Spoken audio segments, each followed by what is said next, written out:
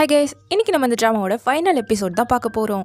அதான் நம்ம ஹீரோவும் ஹீரோனும் ஒன்று சேர்ந்தாச்சுல்ல, பாட்டை போட்டு டான்ஸை போட்டு ரொமான்ஸை பண்ண ஆரம்பிச்சிட்டாங்க.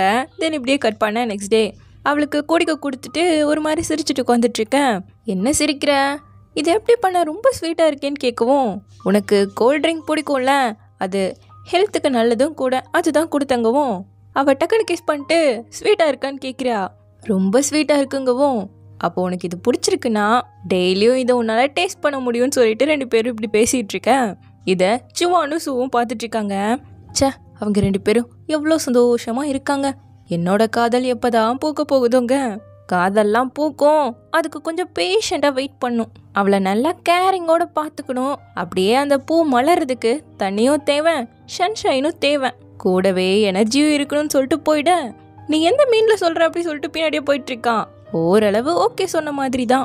அப்படியே இந்த பக்கம் ஹீரோயினை காட்ட ஃபேங்கிட்ட என்ன சொல்கிறதுன்னு கேட்கவும், ஃப்ரெண்டாக மட்டும் இருந்துக்கலான்னு சொல்லிடுங்கிறான். அவ்வளோ கான்ஃபிடென்ஸான்னு கேட்கவும், என் மேலே இல்லை உன் மேலே இருக்குங்கிறான். ரொம்ப அழகாக பேசுகிறப்போ என் மொத்த உலகத்தையே ஆக்குப்பை பண்ணிட்டியேங்க. அப்போது என்னோட உலகத்தால் உனக்கு ரீபே பண்ணுவேன், உனக்கு மட்டும்தான் சொந்தங்கிற மாதிரி இவன் ஊட்டி விட்டுட்ருக்கான். இதில் அப்படியே லவ் யூ எல்லாம் போயிட்டுருக்கேன். நீ என்னை லவ் பண்ணுறதை விட நான் தான் உன்னை அதிகமாக லவ் பண்ணுறேன். ஏன்னா நீ எப்படி இருந்தாலும் நான் உன்னை விரும்புகிறேன் இல்லையாங்கவும், அதுவும் உண்மை தானே. அப்படியே இந்த பக்கம் அண்ணனை காட்ட ஹாஸ்பிட்டலில் உட்காந்துட்ருக்கான். தாத்தாக்கும் உடம்பு முடியலையாமா. அந்த கடவுளே என் பக்கம்தாங்கிற மாதிரி இவன் சந்தோஷப்பட ஹீரோ அலறி அடிச்சு ஓடி வரான். தாத்தாவோட மேடுக்கு தெரியும்ல, சாரி சார், அவருக்கு ஹார்ட் டிசீஸ் இருக்குது, ஆனால் அவரோட பெர்மிஷன் இல்லாமல் என்னால் உங்ககிட்ட சொல்ல முடியாமல் போயிடுச்சுன்னு கேட்டுட்ருக்கேன். அண்ணங்காரை வந்து ஒரு நல்ல டாக்டரை தான் நான் அப்பாயிண்ட் பண்ணியிருக்கேன். இப்போ தாத்தாக்கு சர்ஜரி போயிட்டுருக்கு, கவலைப்படாத, சீக்கிரமாக அவர் சரியாயிடுவார். எனக்கு ஆஃபீஸில் கொஞ்சம் வேலை இருக்குன்னு சொல்லிட்டு நேராக மீட்டிங் போடுறான்.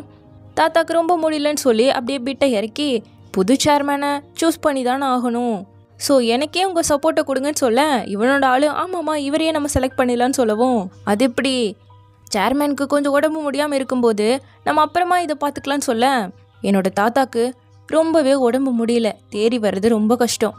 நீங்கள் எதுக்காக சொல்கிறீங்கன்னு எனக்கு தெரியும். எங்கள் தாத்தாக்கு கோவா தான் அடுத்த சேர்மேன் ஆக்கணுங்கிறது ஆசை. என்ன ஆக்கி விட்டா அவர் உங்களை திட்டா என்ன பண்ணுறதுன்னு தானே பயப்படுறீங்க. என்னோட தம்பிக்கு ரேசிங்கில் தான் இன்ட்ரெஸ்ட் இருக்குது. அது மட்டும் இல்லாமல் அவன் நம்மளோட ஆப்பனண்ட்டோட சேர்ந்துருக்கான். ஒரு வேளை இங்கே நம்ம கம்பெனியில் ஜாயின் பண்ணால் நமக்கு மட்டுமே வேலை செய்வான்னு நம்புறீங்களா? இதுவே நான்னா இந்த கம்பெனிக்காக எவ்வளோ ஹார்ட் ஒர்க் பண்ணுறேன்னு உங்களுக்கே தெரியும். ஸோ என்ன தான் நீங்கள் அப்வியஸ் சூஸ் பண்ணி ஆகணுங்கிற மாதிரி சொல்லிட்டு இருக்கான். அப்படியே இந்த பக்கம் ஹீரோனை காட்ட ஹீரோக்காக தான் பாவம் வெயிட் பண்ணிகிட்ருக்கா.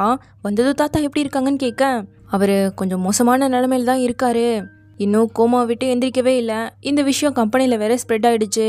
ஸோ நாளைக்கே போர்ட் மீட்டிங்கை போட்டு புது சேர்மேனை செலக்ட் பண்ண போகிறாங்க. தாத்தாவுக்காக நாங்கள் போயே ஆகணும். ப்ரெஸ் கான்ஃபரன்ஸை நீ பார்த்துக்கோவீங்க, கண்டிப்பாக நான் அதை பார்த்துக்கிறேன், நீ போயிட்டு வான்னு சொல்லவும் ரொம்ப தேங்க்யூன்னு சொல்லி அப்படியே ஹக் பண்ணிக்கிறான்.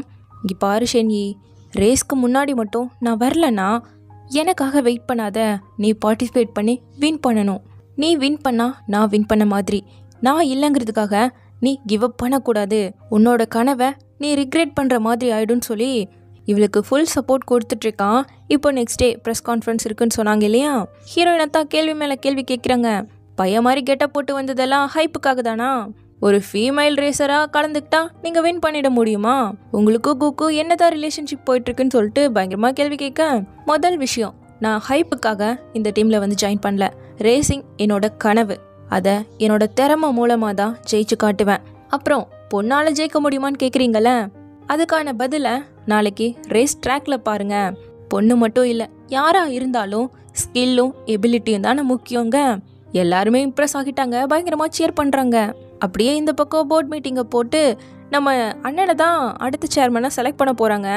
என்னோட ஓட்டு ஷங்கு தான், என்னோட ஓட்டு ஷங்கு தான் சொல்லிட்டு எல்லாருமே கை தூக்கிட்டாங்க. அப்போ கரெக்டாக நம்ம ஹீரோ என்ட்ராக, வா வா என்னோட பெரிய மூமெண்ட்டில் விட்னஸாக நீ இருக்கணும்னு இவன் கூப்பிட்டுட்ருக்க.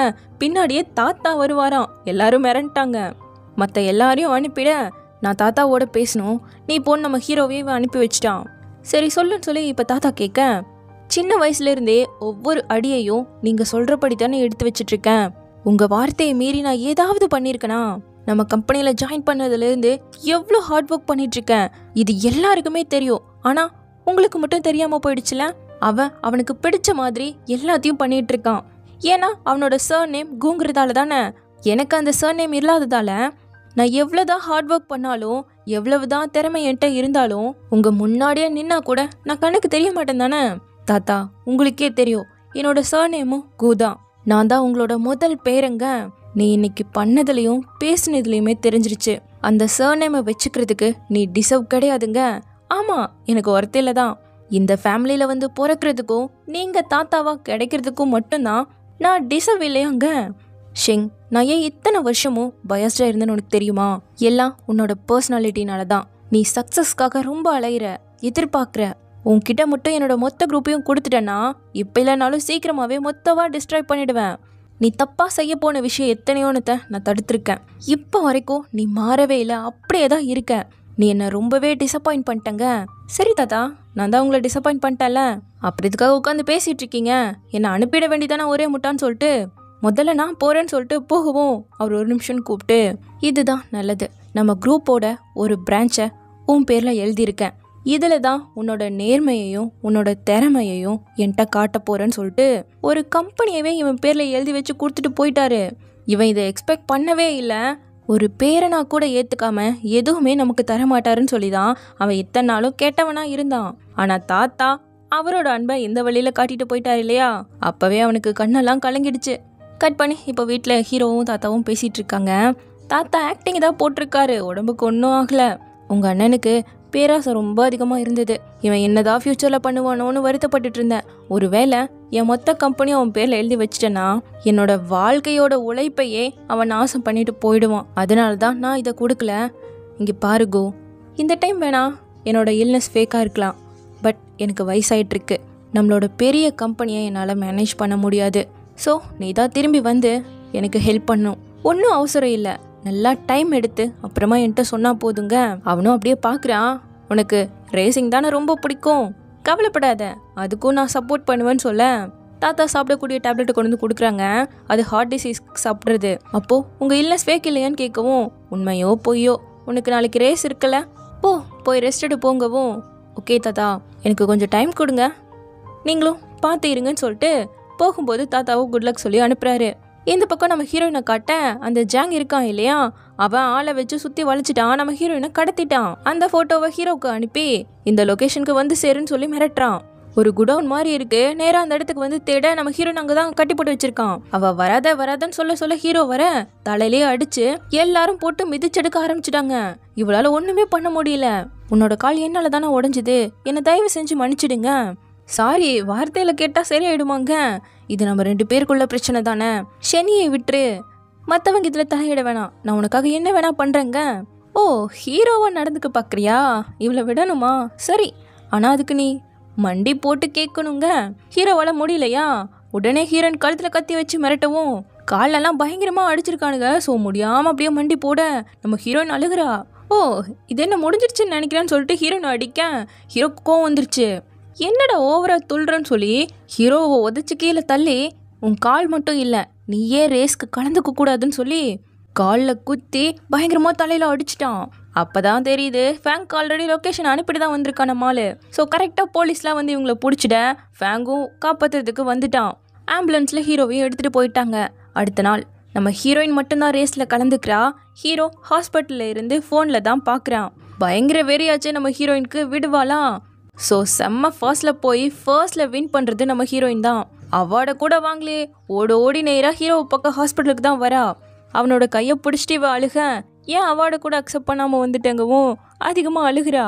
சரி கங்க்ராச்சுலேஷன்ஸ் மை சாம்பியனுங்க, உனக்கு இது வலிக்குதான்னு கேட்குறா. உன்னை பார்க்குற வரைக்கும், ஆனால் இப்போ வலியே கிடையாதுங்க, நம்ம வின் பண்ணிட்டோங்கிறா. ஆமாம், நம்ம வின் பண்ணிட்டோம், நீ சாம்பியன்னா நான் சாம்பியன் ஆன மாதிரி தானேன்னு சொல்லி இவ்வளோ ஒரு நல்ல நாளில் நீ அழுகக்கூடாதுன்னு சமாதானப்படுத்திட்டு இருக்கான். அடுத்து நம்ம ஹீரோயின் நேராக அவனோட அண்ணனை பார்க்க வரா. இன்னும் அவன் கோமால தான் இருக்கான். அண்ணா, ரேஸில் நான் வின் பண்ணிட்டேன், நம்மளோட கனவை நான் பாதுகாத்துட்டேன். அப்படியே அவனோட கையை பிடிச்சிட்டு சின்ன வயசுலேருந்து எவ்வளோ ஆசையாக வளர்ந்துருப்பாங்க ரேசிங்கில், அதெல்லாம் நினச்சி பார்த்துட்டு அந்த டீமில் எனக்கு நிறைய ஃப்ரெண்ட்ஸ் கிடச்சிருக்காங்க. எல்லாருமே ரொம்ப நல்லபடியாக என்கிட்ட நடந்துக்கிறாங்க. அண்ட் என்னோட மிஸ்டர் ரைட்டையும் நான் மீட் பண்ணியிருக்கேன்னா நான் ரொம்ப லக்கி தானே. அவனோட பேரு கோ. நம்ம 3 பேரும் சேர்ந்து ட்ராக்ல போனால் எவ்வளோ நல்லா இருக்கும். நான் உன்னை ரொம்ப மிஸ் பண்ணுறேன்னா. தயவு செஞ்சு சீக்கிரமாக எழுந்துவான்னு சொல்லிட்டு ஃபீல் பண்ணிட்டு போகிறா. இப்போ அப்படியே 2 பேரும் பீச்சில் தான் உட்காந்துட்ருக்காங்க.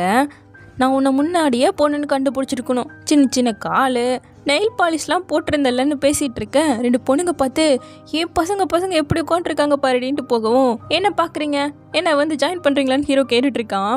நான் லாங்காக ஹேரை வளர்த்தணுமா, பார்க்குறவங்கலாம் ஒரு மாதிரி இதனால தானே பார்க்குறாங்கங்க. மற்றவங்க திங்க் பண்ணுறதெல்லாம் எதுக்கு நினச்சிட்டு இருக்க, நீ எப்படி இருந்தாலும் சரி அது எனக்கு ஓகே தான் சொல்லிட்டு 2 பேரும் ரொமான்ஸை போட்டுட்ருக்காங்க. அப்படியே கட் பண்ணி 2 வருஷம் கழித்து காட்டுறாங்க. இதே பீச்சில் செம்மையாக ஜாலியாக விளாண்டுட்டு கிஸ் பண்ணிவிட்டு வாழ்க்கையை நல்லா என்ஜாய் பண்ணிகிட்டு இருக்காங்க. நிறையா வேலை இருக்குன்னு சொன்னீங்கன்னு ஹீரோயின் கேட்க, ஆமாம்மா பட் மீட்டிங்க்கு தாத்தாவே போய் பாருங்க, அவருக்கு வயசாயிடுச்சுல, நீ தானே அவரை பார்த்துக்கணுங்கிறா. அவர் கம்பெனியில் ஜாயின் பண்ண சொன்னதால் ஸ்டெப் பை ஸ்டெப் நான் அதுக்கான வேலையை பார்த்துட்ருக்கேன்ல. என்னோட லவ்வோட டைமை ஸ்பெண்ட் பண்ணுறதை விட வேலை என்ன எனக்கு முக்கியமாங்க. அப்புறம் தாத்தா கோவப்படுவார்லங்கிறா. அவர் என்னோட அசிஸ்டண்டாக இருக்க சம்மதிச்சிட்டாரு. ஸோ அந்த வேலையெல்லாம் அவர் பார்த்து பாருங்க. என்னடா இப்படி உன் தாத்தா மேலே பாசமே இல்லாமல் பேசுகிறீங்கிறா. இந்த பாசம் இல்லா பேரனோட ஒய்ஃபாக உனக்கு சம்மதமானு கேட்க, நான் எப்போ உன்னை கல்யாணம் பண்ணிக்கிறேன்னு சொன்னேன்னு கேட்டுட்ருக்கா.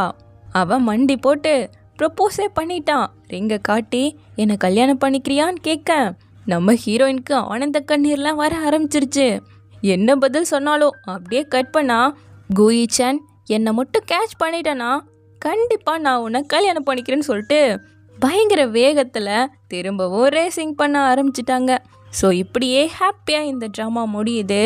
மினி ட்ராமாங்கிறதால இவ்வளோ தானே காட்டுவாங்க. கொஞ்சம் டிஃப்ரெண்ட்டாக நல்லா உங்களுக்கு பிடிச்ச மாதிரி இருக்கும்னு நம்புகிறேன். சீக்கிரமாகவே இன்னொரு புது ட்ராமாவில் வந்து பார்க்குறேன். தேங்க்யூ.